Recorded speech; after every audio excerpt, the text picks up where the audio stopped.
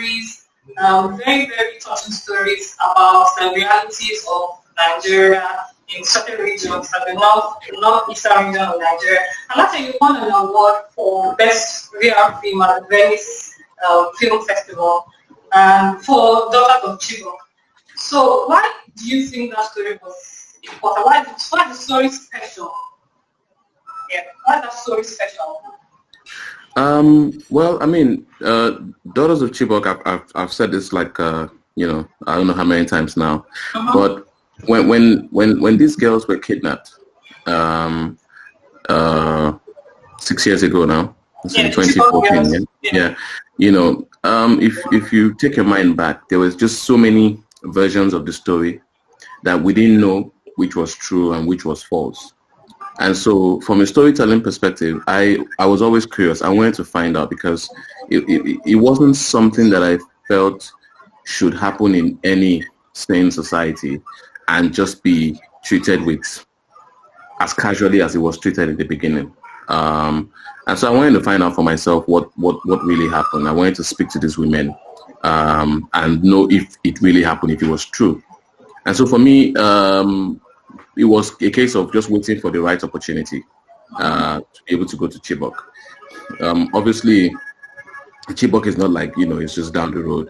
A lot of planning had to go into it. A lot of considering the security risks in going to, that part of the country. But when the opportunity did present itself, I didn't hesitate because, like I said, it's a story that's been on my mind. It was an important story for me to tell. Considering the fact that 6 years later, it still hasn't been resolved. So it's not like a story that has a resolution yet, right? And so that in itself had a certain appeal for me, a certain interest for me to want to see how would this story end up being resolved? How would this scenario, how would it end? So yeah, that for me was really a motivation to tell the story. Yeah, thank you. So you mentioned that you've been telling stories, making films and documentaries in the past decade, but you started using VR to make films like a couple of years ago. So what do you think were the differences in making traditional films or documentaries as opposed to doing film for VR?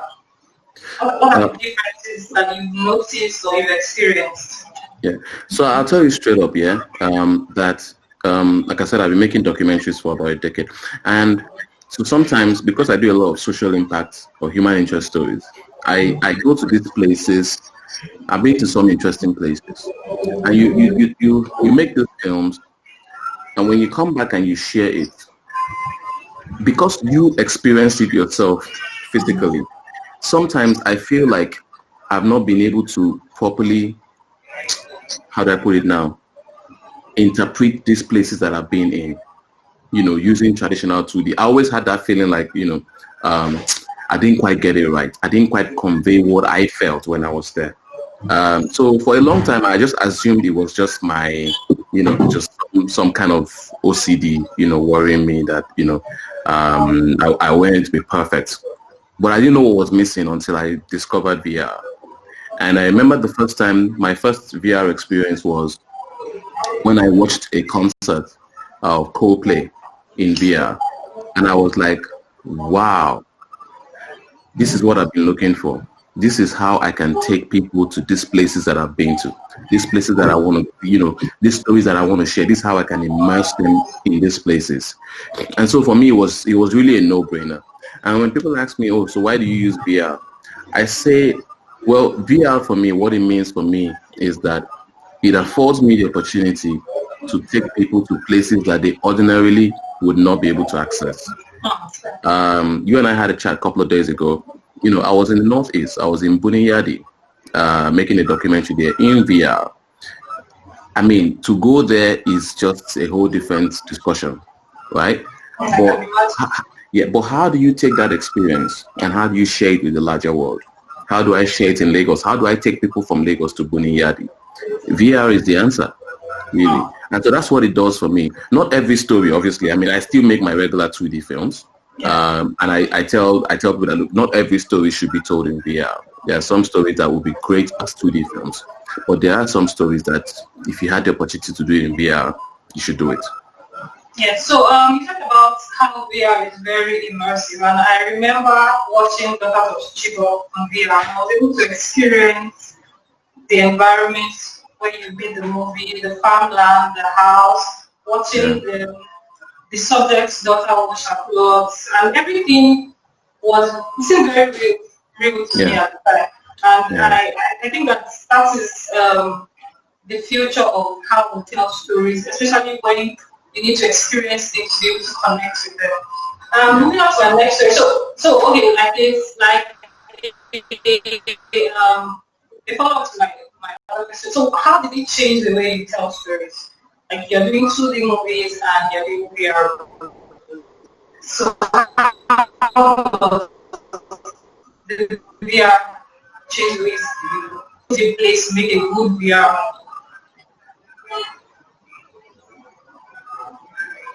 I mean, from a storytelling perspective, the approach is still the same. You know, it's about understanding how to tell the story in the first instance, knowing how to break it down, know what your story arc is, what your story structure is, and all of that stuff. Know the story that you want to tell before you try to tell it. All those things are classical. You know, it's whether you're making a 2D film or it's animation or it's VR, it's the same thing about storytelling.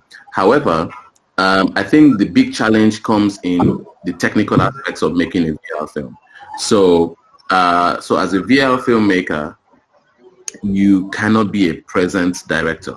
You've got to be offset. So I remember when we made Daughters of Chibok, you know, I had an interesting camera, the Omni rig, and I could not monitor. I couldn't monitor what I was filming.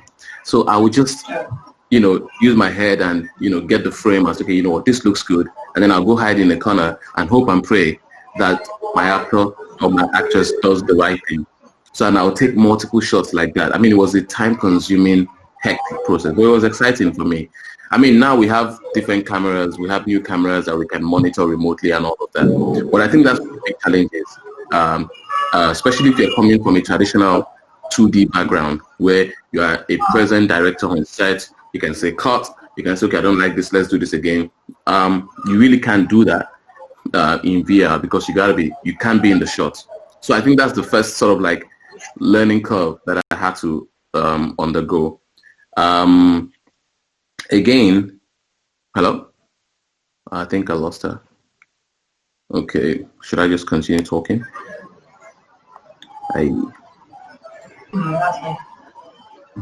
Hello? Hi, Titi. Are you there?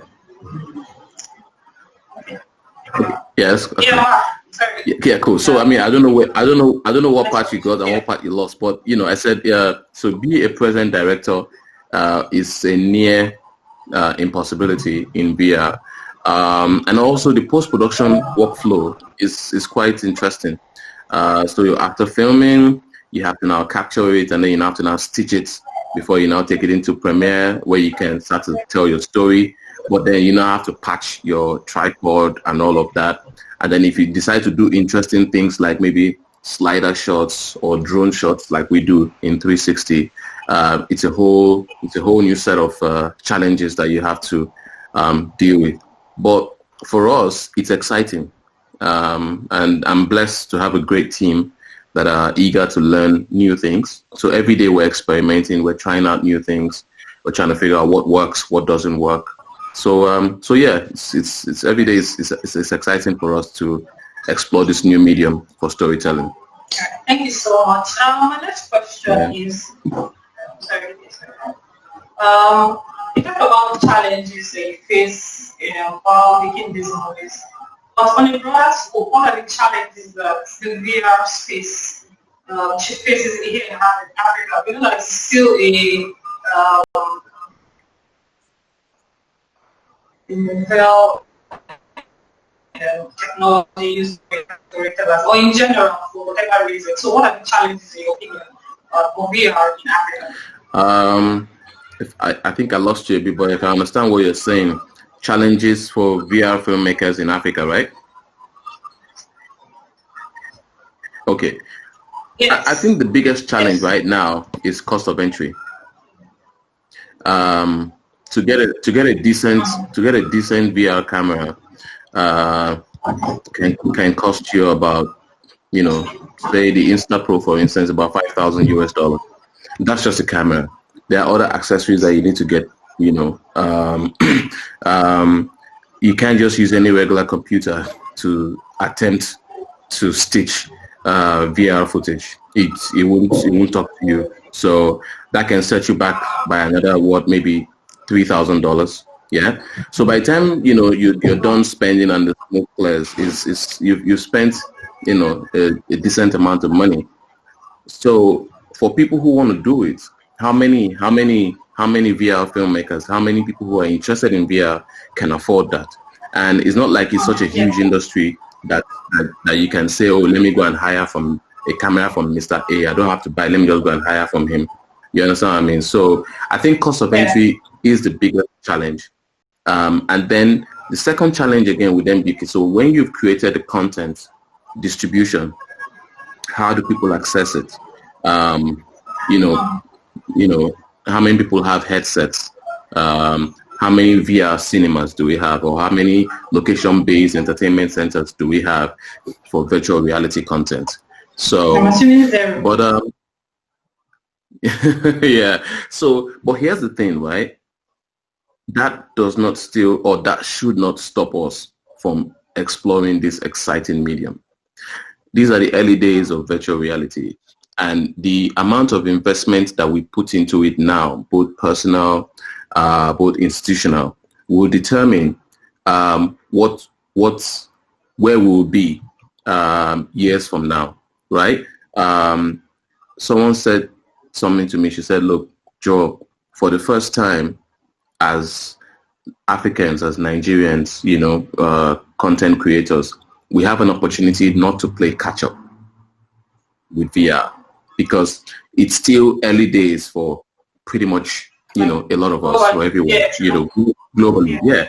So we can actually, like, if there's enough investment in the sector, all right, in the content creators, we can actually do some incredible stuff, with it.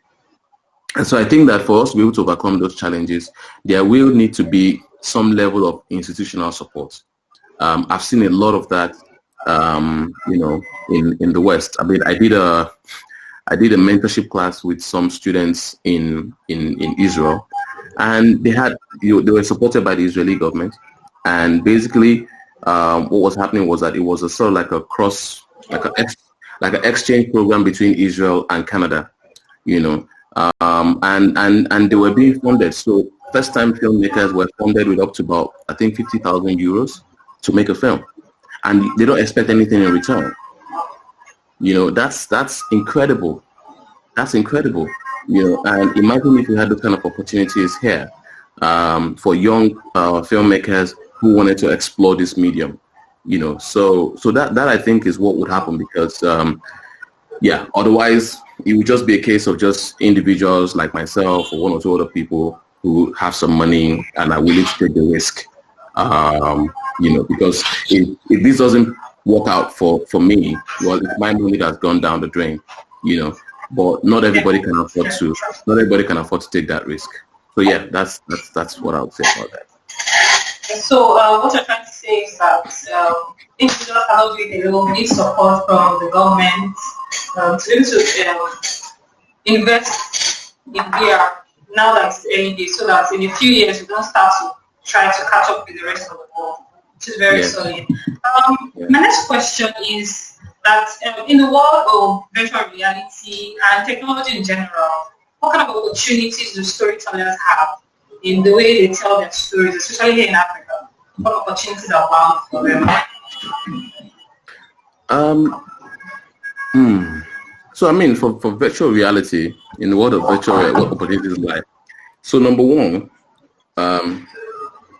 personally, I see virtual reality as a powerful tool for storytelling and a powerful tool for training as well.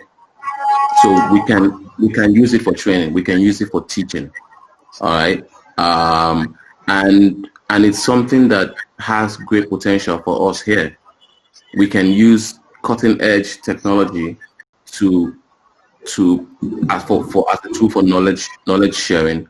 All right, that's on the one hand. On the other hand, there are so many places that are unexplored on the continent that can be shared with the wider world using the power of virtual reality. So the opportunities truly abound. I mean, I just got a call a few days ago, an email a few days ago from someone who needed B-roll, just stock footage of Lagos in virtual reality. You get what I mean? So it's those needs are there. And like I said, it's early days, and the earlier we get into this and begin to sort of, explore the potential, explore the power of this tool, the better for us. I would say that for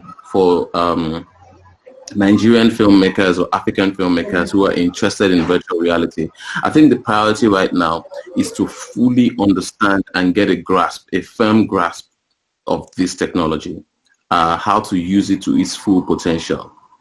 The rest would naturally, I think, happen. So yeah, that's what I would say about that.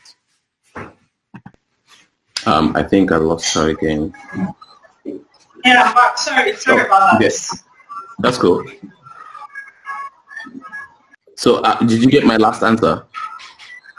No, I did not. Sorry about that.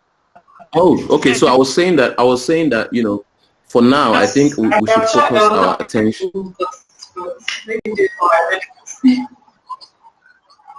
Yeah, I was saying that for now, we should focus our attentions on just fully understanding and getting a grasp of this technology. The rest will naturally happen afterwards. But I think for now, our priority should be, understanding technology and then begin to think about ways that we can use it to address problems or issues, within our environment, within our continents. Yeah. So almost done. Maybe two more questions. So yeah, what advice would you have for filmmakers who want to venture into using VR to tell their stories? I'm sure that they know, or as you explained, there are a lot of opportunities that they can explore when they use VR to tell their stories. So what advice, at least one or two advice that you have for them? One or two pieces of advice. Just go do it. What are you waiting for? Just do it. I mean, that's the only advice I can. Just do it. Yeah, I mean, that's, if I want to do something, I do it. If I don't want to do it, I won't do it. So, yeah, if you're interested in it and you feel that this is something that you'd like to explore, go out there and explore it, and then you know for yourself whether it works or not. Okay, so I'll take one question from the audience. Chikere Okarako is asking. Just give me a second. He's asking, how soon can VR be integrated into school and learning curriculum? How soon do you think it can happen? Well, it will happen soon. I mean, there's again, it will happen, but the scale at which it will happen is based on how much support it gets.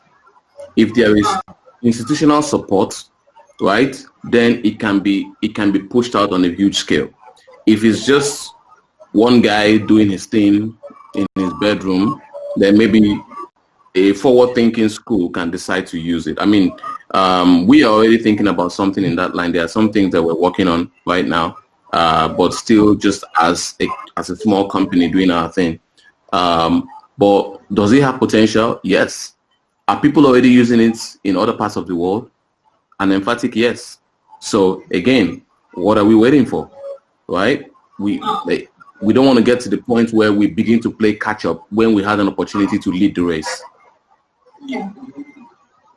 So I want to ask, you're a storyteller, and I'm sure that you're looking at the future and you're wondering, or you're trying to make sure that, as you've said, that we're not trying to, we don't end up playing catch up with the rest of the world.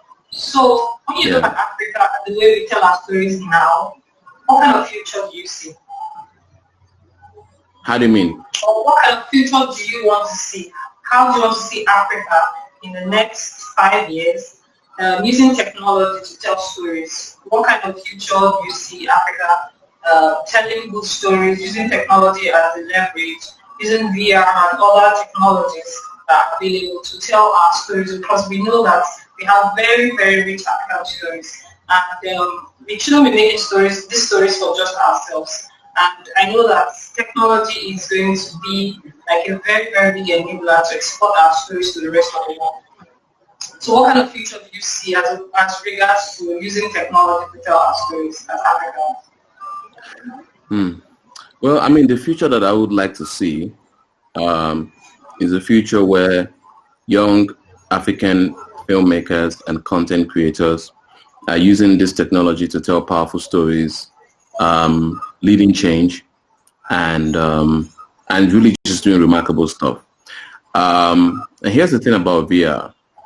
I mean, I'm saying without any bias to any other continents or or race or whatever, but with VR, everybody has access to this VR thing. Okay, all over the world, we can all learn. But here's the advantage that we have in Africa is that we have the stories. Baba, you can have the technology, but if you don't have the powerful stories, well, it's just the technology. You have to come here to tell the stories. We have we have the stories here. I truly believe that Africa has the most powerful stories. And once we can harness this technology and use it to tell our stories, we will rule. So that's the future that I want to see, a future where young African filmmakers are telling these powerful stories, where we're immersing the world in a continent that they have never fully understood. We're creating these immersive experiences that transport people to ancient Benin, transport people to ancient Zaria, transport people to ancient Ife. We have the stories. It's just a matter of just harnessing that technology, and we'll do great things. So that's the future that I want to see. So we're rounding up now. Do you have any last words for our audience listening right now? Any last words? Well, my parting shot would be, I know that the challenges that exist for virtual reality, the key challenge is cost of entry. So a lot of people think, oh, it's really expensive. How am I going to get a camera? How am I going to get a laptop? How am I going to do? Or I would say, just figure out a way to sink your teeth into it. Okay, if you're interested in it, look for organizations that are probably doing it. Maybe they're looking for interns. You can intern with them or whatever it is. But just figure out a way to somehow get involved in it. The more people we have in this space, the better, because we don't know who's going to bring that solution. Yeah. Thank you so much, Joel. So you heard it, guys. If you're interested in VR, if you're interested in VR and telling stories, just do it. In the words of Joel. And where can they find you, Joel, if you have follow-up stories and follow-up questions? And I know a lot of people might be interested in using this technology to tell their stories. So you can find Joel on social media. Oh, why is it? Okay. Yes, so Joel and Titi, thanks for that. So we will be taking a question from the audience. If you are in the audience and you would like to ask Joel a question, please raise your hand. You will see the option to raise your hand. Please raise your hand so I can pick you to join us on stage. Raise your hand. Raise your hand. Okay, thank you. I think I see. I'm inviting Solomon now.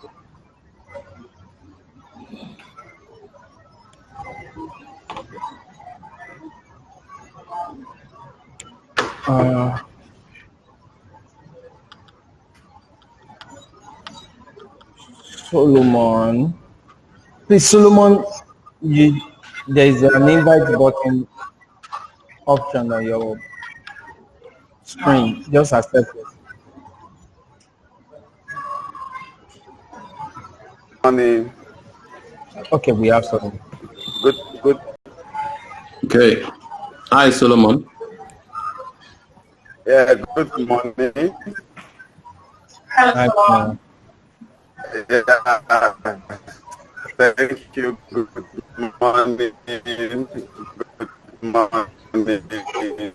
I'm so glad to be part of this.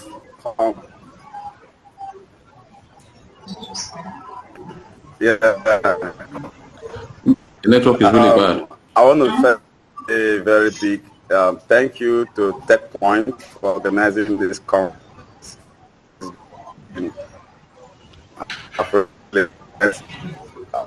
And I didn't get everything in this particular session, but I have a question.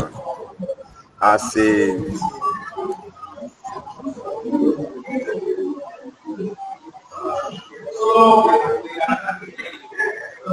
I think you speak someone else. Hello. Okay. Yes, I'm trying to get someone else to join us on stage. Check your WhatsApp. Check your WhatsApp.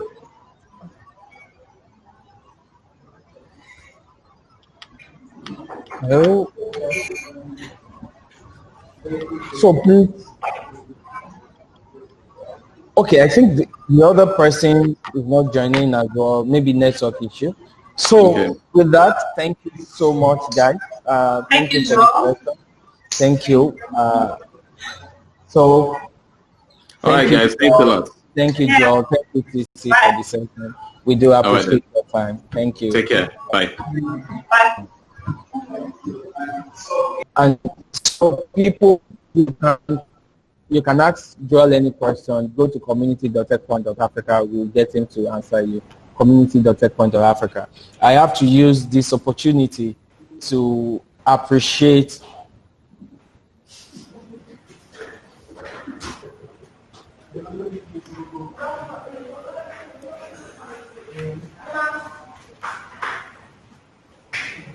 I have to use this opportunity to appreciate our speakers, our sponsors. Our sponsors now. Then we will be moving to the next stage.